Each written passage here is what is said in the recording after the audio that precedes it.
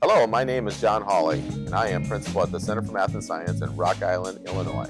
I'm Ian Scott, principal at Thomas Jefferson in Milan, Illinois, and we are your MyRock podcast hosts. MyRock celebrates what makes RIMSD 41 thrive. Each episode shares inspiring stories and insights from behind the scenes, sharing the heart of our schools. The podcast also supports our 2030 strategic plan by fostering connections, building relationships, and strengthening communication within our district and our community. Thank you to all the listeners who've joined us tonight. And remember to share, like, and subscribe where you get your podcasts. If you're feeling generous, give us 5 stars. Tell a friend to give us a listen.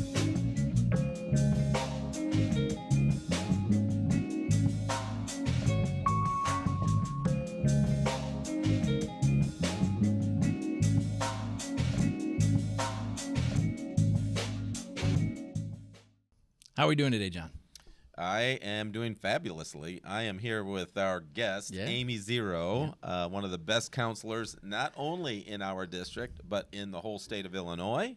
I've heard that. Yes. And tomorrow's the last day of school before we get 2 weeks off. So life is good. So we were having a conversation earlier today, and they were talking about theme days. And I think today may have been a theme day? Today may have been a theme day. Okay, yeah, all right. We pull out all the stops over at the Academy. Which is where you are. How long have you been at Rock Island Academy? Yeah, so this is my 12th year at the Academy, okay. Believe it or not. Yeah. And it has been the only place that I've done my counseling career. Is that right? So, yeah, kind of a lifer. And no end in sight, right? No. Good. No. Good. You guys, fantastic building.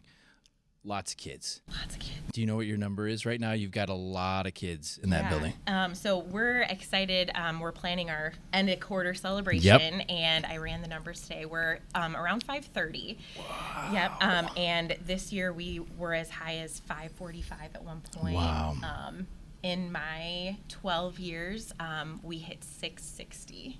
Oh my goodness. Yeah, so Holy we're cow. Truly bursting at the seams, and we have a lot of staff, and it's most days a well-oiled machine. And, times of the year are tricky before break and all that, but we have an awesome staff that just keeps the ship rolling. Yep. Absolutely. Yeah, so that is was our biggest elementary school, that's for sure. Lots of staff, like you were saying. Just a wonderful environment. We've got 9 elementary schools in Rock Island. You were hired there 12 years ago. Mm-hmm. Talk to me about how things have kind of changed. You know, the enrollments fluctuated a little bit, but talk a little bit about your building. Yeah, so I was really lucky to come on board with the Academy in a year when the school was beginning their school improvement grant. Yeah. And so there were a lot of changes to procedures, to staffing, to the building leadership. And so trying to navigate all of that on top of navigating this brand new role to me was quite a roller coaster. Probably for the first, 2 or 3 years maybe. Yeah. But hopefully it seemed much smoother than that. But a trial by fire. Trial by fire. Yep. 100%. Yeah. I was just going to go back, if I could, a little bit. So you came to the Academy, but I'm not sure our viewers know very much about prior to that. Yes. So take us from before you got to the Academy. What were you doing and so forth? Yep. Yeah. So I am a Southside Chicago girl by background. I made my way to the Quad Cities through Augustana College, and I've never left.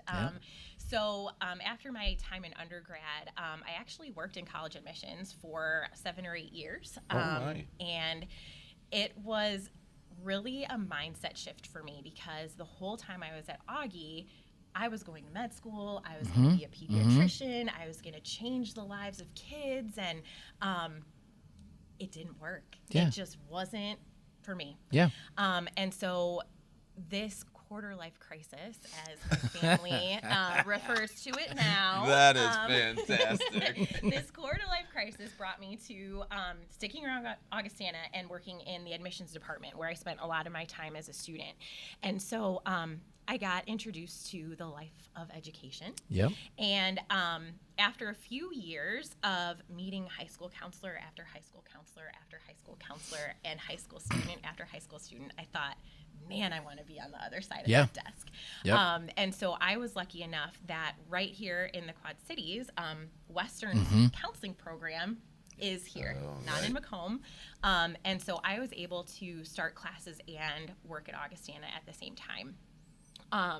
So without Augie and without my experience at Augie, I would not be sitting here right now, even though the plans look different. I'm still affecting kids every single day. It might not be, well, it is still through snotty noses and other things, I suppose. You're just not prescribing anything, not right? medicine, Right, not right. the medication part. So yeah, and so here I am. I got to do my internship with the wonderful Miss Jennifer Page up at the high school and spent some time over in East Moline. But I knew this was a place I wanted to go. So yeah. That's a great story. And you've seen it, like you said, there was something that you said there. I wanted to see it on the other side of the desk. Yes. You know, and to see where, so there is a certain effect that you have, you know where they're leading to. So you saw there was probably a lot of fear, anxiety from those students that came to you at Augie as admissions counselor, and you get to tell them what this is going to look like leading up to that. You know what I mean? And you know where it's building. So that's pretty neat. So there's definitely a lifespan that you have able to been witnessed. You know what I mean? Have witnessed. So Yeah, definitely has come full circle in a lot of ways. Yeah. Amy, one of the goals, or I wouldn't say goals, but Ian and I have been friends for a long time, and we live next door to each other, and we talk shop all the time. And really, this brainstorm of having a podcast started with all of social media, having negative videos from teachers about education, from non-teachers about teachers, and we just wanted to flip that script. And I think anybody that knows you, even when you have a packed house at the academy and you guys are working your tails off to try to get kids where they need to be and meet their needs, every time I've ever seen you, there's been a smile on that face and there's a positive energy. Where does that come from? Please share so we can all figure it out. take a little bit of that. Well, I think I will say the first thing is one of the most memorable lines I've ever heard in grad school is that every good counselor has a counselor. Full disclosure, therapy works, everybody. So I think, you know, as I've heard in some of your other guests, you know, having that team, that supportive network, that's so much a part of it. I am so lucky to go to work every single day with people who appreciate my role, because I work with other counselors in the area who they don't have that kind of support. They have teams of teachers and administrators who, not maliciously, but just out of ignorance or unknowing, don't even know what we're supposed to be doing.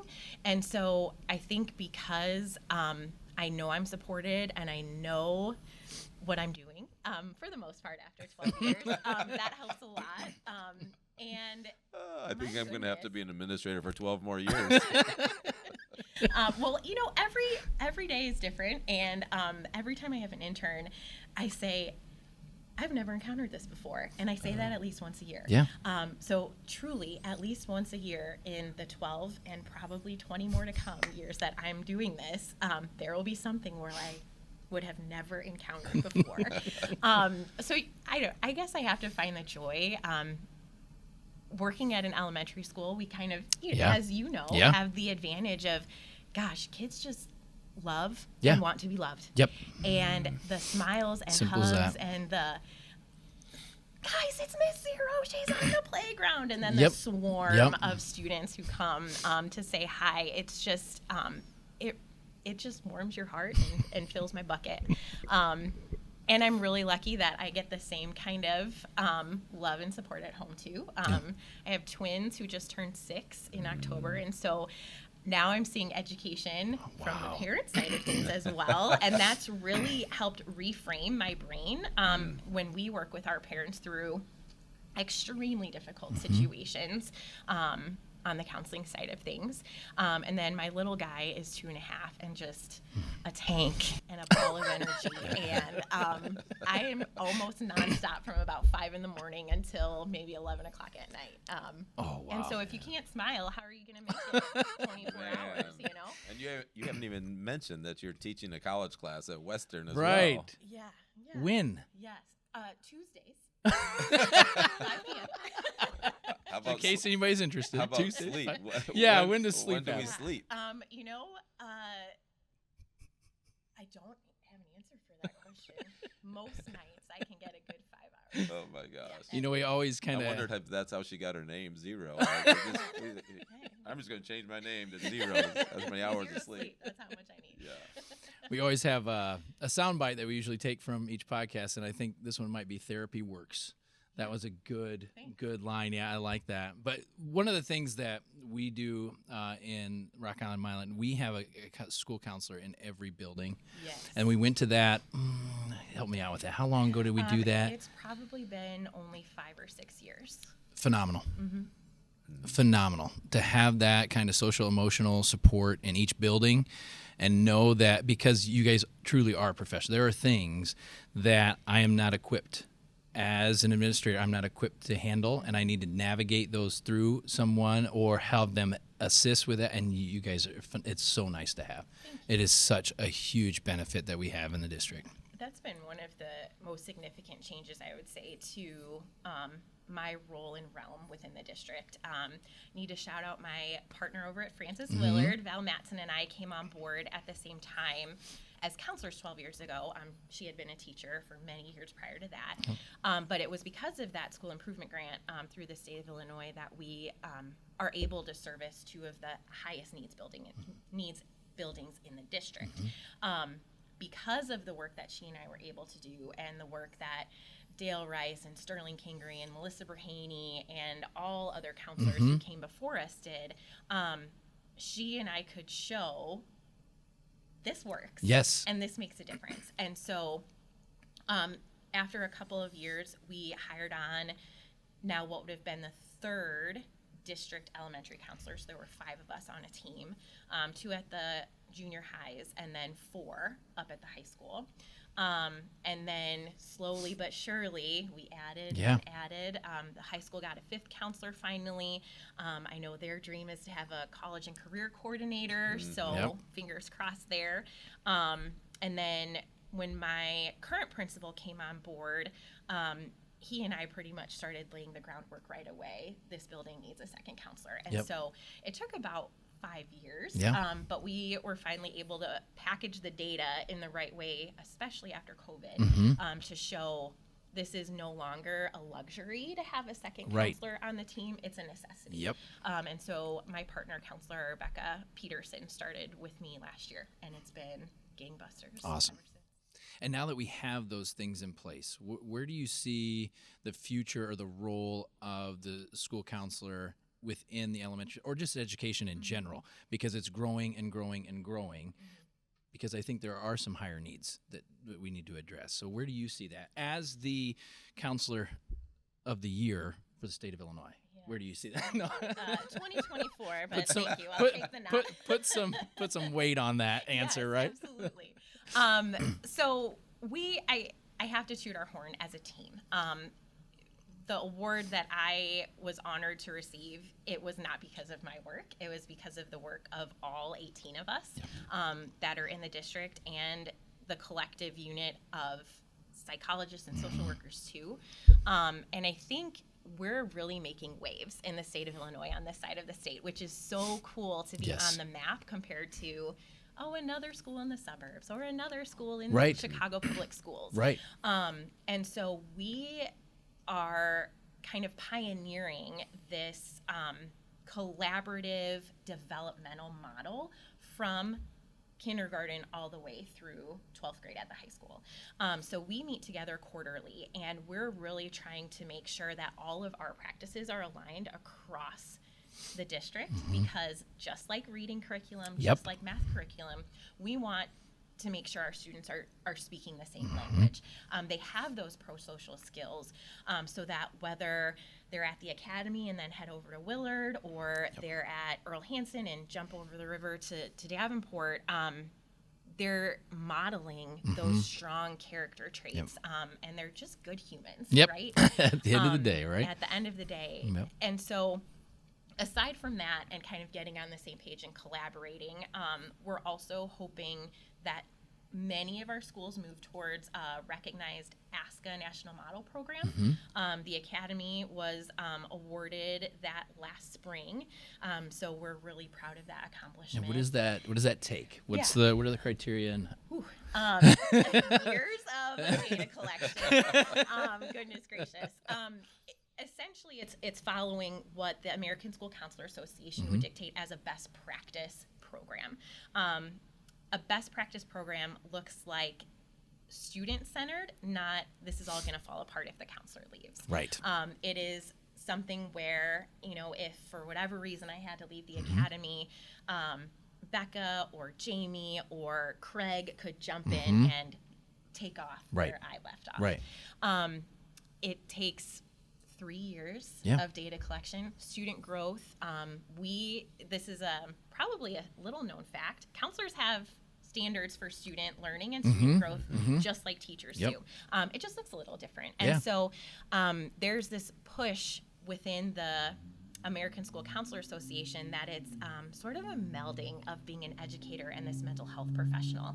And where do we strike that balance?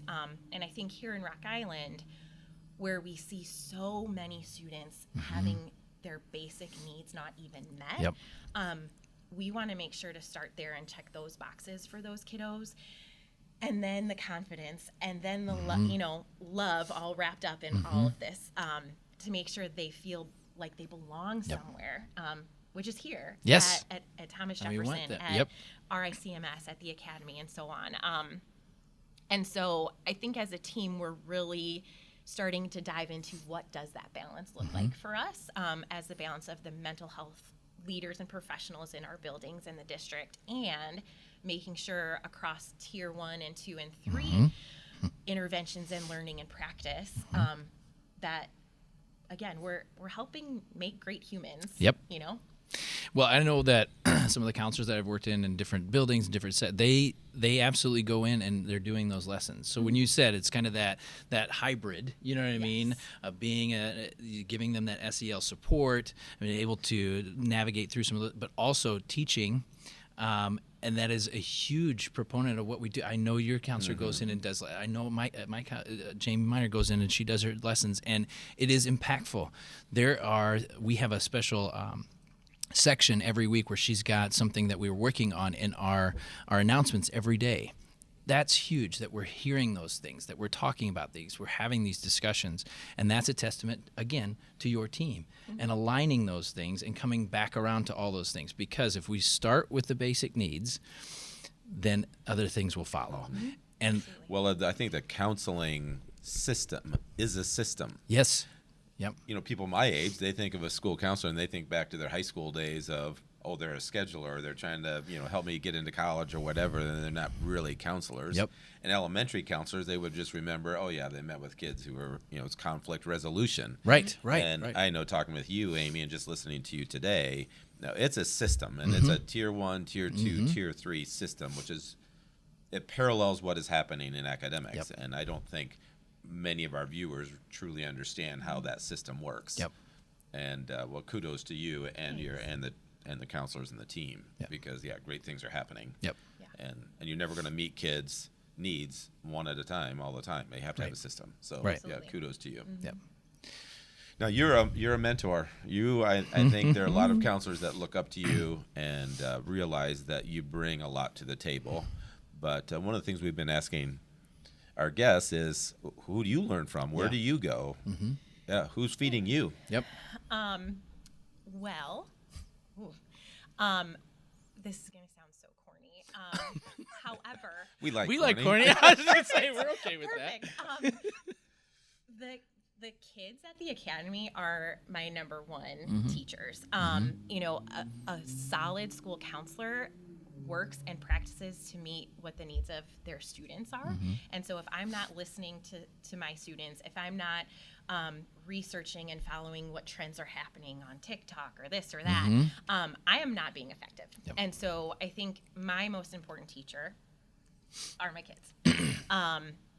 Those insights, when you get a student to talk to you, it is just give me more, give me more, give me more. And when you want to learn about something, I mean, they want to teach adults, right? They want that attention. Yes. They want to talk to adults. And a lot of our kiddos, you know, parents are working 2 jobs, they're working second or third shift. And so sometimes for some of our students, this is the only adult conversation that they get to have is when they're at school. And so, again, corny, but for sure students, number one. I really rely on the network of counselors here in the Quad Cities too. The counselor department at Western is phenomenal. Every time we've ever asked for help, Dr. Matt Beck has been there with bells on and a whistle in his hand or a puppet. He loves puppets. I'll have to send him this, actually. We'll bring him on sometime. That's right. We'll have a puppet show. Oh my goodness, he has a whole collection. Really? It's wonderful. Okay. Yeah, it's his most fun class that he teaches. It's about puppets. But I digress. So having that connection and that community, there are so many schools that are similar to our Rock Island schools. And when we can compare notes across the Moline border, across the river to Davenport, good things happen for all kids. And, you know, I think as educators, this stereotype is kind of going away where it's like, oh, this is my good idea and I'm keeping it for myself. Right. Like, I don't feel that has ever been the case for any of the counselors that I've worked with. And so amongst the 18 of us, and then also my little bips and bops of connections here and there, I learn a lot from other people too. And everyone looks at things differently. And so to just, you know, take the 2 minutes to, instead of just saying, hey, how you doing, and keep walking, to say, hey, when I was in your classroom, I really liked the way you were working with Amy. Like, how did you do that? Because just because I have a master's in counseling does not mean I am an expert, does not mean my toolbox is full. Right. And so it's, I don't know, kind of that lifelong learner. I want to learn something from everyone who comes in and out of my life. Yeah, so then we can build that our own toolbox, right? I know I've learned so much with working some of the specialists in our building and just seeing how they interact with not only our students but also our parents as well, and they make you better. And I think that's kind of what you're talking about. They just they raise all of us up. So no, that's great. You can, if you can't hear the passion, you can see it because we are on a video here. So you can definitely see the passion. But it's just amazing work, and it doesn't get the spotlight enough, in my opinion, and we're starting to really turn that. And I think what you said earlier, where it wasn't like everybody was out to get their accolades, or I'm going to share this great idea, or I'm going to keep this great idea for myself. I'm starting to see that throughout the district, where we are really sharing a lot of those great ideas. Like, hey, this is working for me. What do you think? And then we get to brainstorm, and we've got some really good groups, and it sounds like the counselors are in that process right now, just hitting it. You know, that's just great. That's awesome, because our kids will benefit at the end of the day by us sharing those great ideas and talking to one another and brainstorming. The kids will benefit, and that's what we want. That's what we want. Absolutely. So. Well, Amy, we are coming to the end of our time, and I wanted to give you the opportunity to have some parting comments here. You've been an inspiring guest, and I think people are going to take a lot from this. But is there anything else you'd like to share? And I guess I'm thinking about counseling specifically, but also education in general. Like there are so many great things going on in our district and in the Quad Cities, as you've mentioned. Do you have some final comments you'd like to share? Yeah, well, I could talk to both of you all night long. So this has been a lot of fun, and I'm excited. I'm already thinking about how to get Tom out of the academy, and get me over. I don't know. Let's try that. Well, maybe a few years, I don't know. Well, we're the same age. That might not happen. It could. You could. Everything's possible. That's It's for right. the kids. I know, that's right. We're coming back right. around. It's for the kids. Come on.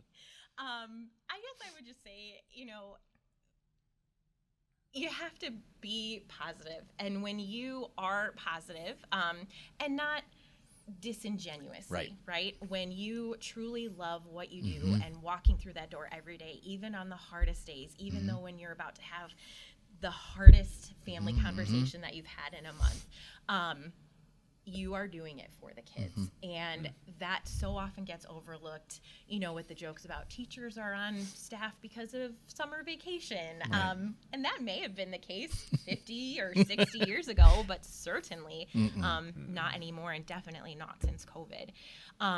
So between that, and I guess I would just say for all of our listeners and viewers, if you have any concerns, worries, curiosities even about your student, please reach out to your school counselor.